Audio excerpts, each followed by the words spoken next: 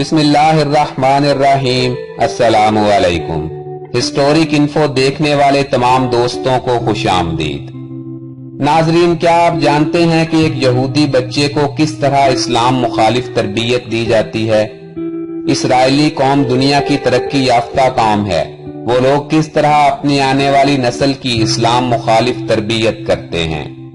यहूदी अपने मसीहा यानी दज्जाल पर इस कदर यकीन क्यों रखते हैं, और ये कि यहूदी स्कूलों में क्या सिखाया जाता है? आज हम इन्हीं मौज़ूआत पर बात करेंगे और आज हम आपको ये भी बताएंगे कि कैसे यहूदी कौम फलस्तीनियों के जज्बे शहादत को खत्म करने के लिए और फलस्तीन पर मुकम्मल तौर पर काबिज होने के लिए घिनौने प्लान्स तरतीब देते हैं। ये सॉफ्टवेयर और हार्डवेयर क्या चीज है, ये सब कुछ आप जानेंगे आज की इस वीडियो में, लिहाजा वीडियो को तसलसल के साथ मुकम्मल देखिए। तो आइए दोस्तों, चलते हैं आज के इस मौजू की जानिब। नाज़रीन इकराम, सबसे पहले हम बात करते हैं यहूदी स्कूलों की, जहां कमसिन बच्चे तालीम हासिल करने आते हैं। यहूदी कौम मुस्लिम दुश्मनी में इस कदर आगे बढ़ चुकी है कि वो तमाम तालीमी इदारों में मुस्लिम दुश्मनी के अबवाब कमसिन बच्चों के ज़हनों में ठूंसती है। इस तालीम का मकसद हैकले सुलेमानी की तामीर और दज्जाल को रहनुमा मानना है। यहूदी स्कूलों में मुख्तलिफ तकरीबात का इनेकाद किया जाता है और सवालों जवाब के तसलसल में बच्चों से ये पूछा जाता है कि कौन कौन यकीन रखता है कि हैकले सुलेमानी जल्द तामीर हो जाएगा, जिस पर यहूदी बच्चे यक जुबान होकर कहते हैं कि हम जल्द ही हैकले सुलेमानी तामीर कर लेंगे। इसके बाद ये सवाल पूछा जाता है कि इस वक्त हैकले सुलेमानी की जगह क्या मौजूद है, जिस पर यहूदी बच्चे कहते हैं कि मस्जिद अक्सा। इसके बाद तकरीब का मेहमान खुसूसी फिर से सवाल करता है कि मस्जिद अक्सा का क्या होगा। ये सुनकर जवाब आता है कि हम इसे गिरा देंगे या बॉम्ब से उड़ा देंगे।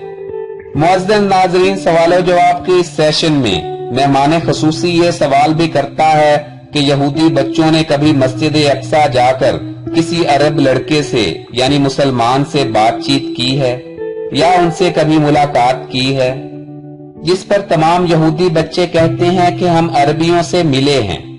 इस जवाब के फौरन बाद अगला सवाल ये किया जाता है कि अरबी लड़कों यानी मुसलमानों को देखकर क्या महसूस होता है, जिस पर यहूदी बच्चे कहते हैं कि इन्हें जान से मार देने को जी चाहता है। सिर्फ यही नहीं बल्कि बच्चों से ये भी पूछा जाता है कि अगले 10 सालों में यरूशलेम कैसा होगा, जिस पर यहूदी नस्ल के कम उम्र बच्चे कहते हैं कि आइंदा 10 सालों में इसराइल यहूदियों से भरा होगा और अरब के तमाम मुसलमान उनके गुलाम होंगे। दोस्तों, इसराइली स्कूलों में इस किस्म की तकरीबात मुनक्किद करके कम उम्र बच्चों की ब्रेन वॉशिंग की जाती है और इनके जहनों में मुसलमानों के खिलाफ जहर घोला जाता है। हर अमल से यह साबित किया जाता है कि यहूदी कौम सीधे रास्ते पर है और उनका मसीहा यानी दज्जाल ही दुनिया का अजीम रहनुमा है। इन तकरीबात से कबल यहूदी टीचर मासूम बच्चों को मुकम्मल ट्रेनिंग देते हैं ताकि वो मेहमान खुसूसी के सामने दुरुस्त जवाब दे सकें। ये सब एक प्लानिंग का हिस्सा है ताकि कौमे यहूद नौजवान नस्लों में मुसलमानों के खिलाफ नफरत इस कदर भर दे कि वो जिंदगी भर मुसलमानों पर तशद्दुद और हैकले सुलेमानी की तामीर के मुतालिक ही सोचें। सन 1948 में फलस्तीन के बहुत से इलाकों पर नाजायज कब्जा करके इसराइल के नाम पर एक यहूदी रियासत के क़याम का ऐलान करते हुए सदियों से इस सरजमीन पर मुकीम फलस्तीनियों पर जारहियत, कत्लो गारत और जुल्म तशद्दुद का सिलसिला शुरू कर दिया गया था। यहूदी रियासत के जुल्म तशद्दुद का मुकाबला करने की गर्ज से फलस्तीनी जवानों ने मज़ाहमती गिरोह तश्कील देकर ईंट का जवाब पत्थर से दिया और कदम बा कदम उनके मजालिम का मुंह तोड़ जवाब देते रहे। आखिरकार इसराइली यहूदियों ने फलस्तीनी नौजवानों के अंदर जज्बे मज़ाहमत और जोशे शहादत को महसूस किया तो इनके खिलाफ मुसल्लह कार्रवाइयों के अलावा दूसरे मंसूबे भी तैयार करना शुरू कर दिए। सामीन इकराम, एक खुफिया रिपोर्ट के मुताबिक इसराइली रियासत मुख्तलिफ हरबों से फलस्तीनियों के अंदर नफूज हासिल करने की मंसूबा बंदी करती है। اسرائیلی ریاست نے فلسطینیوں کے خلاف جہاں ایک طرف ہارڈ وار کا سلسلہ جاری رکھا تو وہیں دوسری طرف سافٹ وار کے ذریعے فلسطینی نوجوانوں کے اندر جذبہ مزاحمت کو کمزور کرنے کی کوششیں جاری کی۔ سافٹ وار کے تحت انجام پانے والا منصوبہ دراصل وہی امریکی منصوبہ ہے جو امریکیوں نے انڈینز کے خلاف اور یورپ میں فرانسیسیوں نے اس ملک کے مہاجرین کے خلاف اپنایا تھا۔ اس کا بنیادی مقصد ہی یہ تھا کہ مختلف حربوں کے ذریعے نوجوانوں کے اندر سے جذبہ مزاحمت کو ختم کیا جائے اور انہیں اپنے دین، اپنی ثقافت، اپنی زبان اور اپنی فکر کا گرویدہ بنا لیا جائے۔